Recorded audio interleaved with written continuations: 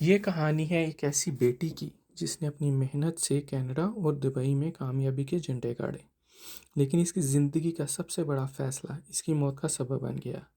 ایک ایسی محبت جو آن لائن شروع ہوئی اور اسلام آباد کے ایک فارم ہاؤس میں قتل پر جا کر ختم ہوئی۔ آج ہم بات کریں گے سارہ انعام کی، جس کے قتل نے پورے پاکستان اور کینیڈا کو ہلا کے رکھ دیا۔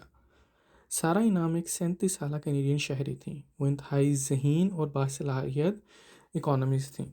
انہوں نے کینیڈا کی مشہور یونیورسٹی آف واٹرلو سے اعلیٰ تعلیم حاصل کی اور دبئی میں ایک بہت بڑے عہدے پر فائز تھیں۔ ان کے دوست اور گھر والے انہیں ایک نرم مزاج اور ہمدرد انسان کے طور پر جانتے تھے، جس نے ہمیشہ اپنی محنت پر یقین رکھا۔ ایک دن سارہ کی ملاقات سوشل میڈیا کے ذریعے شاہنواز امیر سے ہوئی۔ شاہنواز پاکستان کے مشہور و معروف صحافی اور تجزیہ نگار ایاز میر کا بیٹا تھا۔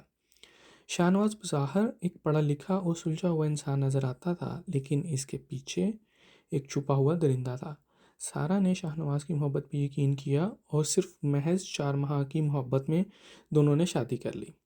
شادی کے کچھ عرصے بعد سارہ کو احساس ہوا کہ شاہنواز کی دلچسپی اس میں نہیں بلکہ اس کے پیسے اور کینیڈین شہریت میں تھی۔ شاہنواز بے روزگار تھا اور سارہ سے مسلسل پیسوں کا مطالبہ کرتا تھا، اور وہ سارہ پر شک بھی کرتا تھا اور اسے کنٹرول کرنے کی کوشش کرتا تھا۔ اور سارہ جو دبئی میں ایک آزاد اور کامیاب زندگی گزار رہی تھیں، اچانک ایک ایسے جال میں پھنس گئیں جہاں سے نکلنا مشکل ہوتا جا رہا تھا۔ ستمبر 2022 میں سارہ اپنے شوہر سے ملنے دبئی سے اسلام آباد پہنچیں۔ اسلام آباد کے علاقے چک شہزاد کے ایک فارم ہاؤس میں دونوں کے درمیان بحثوں اور ذاتی معاملات پر جھگڑا ہوا۔ شاہنواز کا غصہ وحشیانہ شکل اختیار کر گیا۔ اس نے ورزش کے لیے استعمال ہونے والا ایک ڈمبل سارہ کے سر پر دے مارا۔ حملہ اتنا شدید تھا کہ سارہ موقع پر ہی دم توڑ گئی۔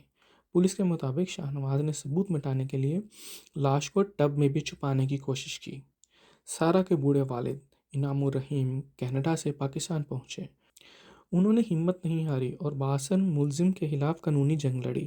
یہ کیس 1 سال سے زائد عرصے تک چلا۔ میڈیا اور عوام کے دباؤ نے اس کیس کو دبنے نہیں دیا۔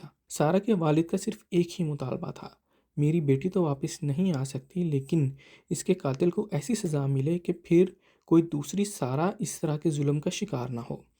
بلاخر دسمبر 2023 میں انصاف کی جیت ہوئی۔ اسلام آباد کی عدالت نے شاہنواز امیر کو سارہ انعام کے قتل کا مجرم قرار دیتے ہوئے سزائے موت کی سزا سنائی، اور اس فیصلے سے سارہ کے خاندان کو سکون ملا، لیکن یہ معاشرے کے لیے ایک بہت بڑا سبق چھوڑ گیا۔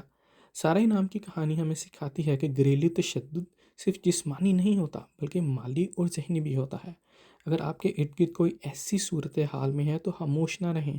سارہ کی یاد ہمیں یہ پیغام دیتی ہے کہ انصاف کے لیے لڑنا ضروری ہے، تاکہ مستقبل میں کوئی اور درندہ کسی معصوم زندگی سے نہ کھیل سکے۔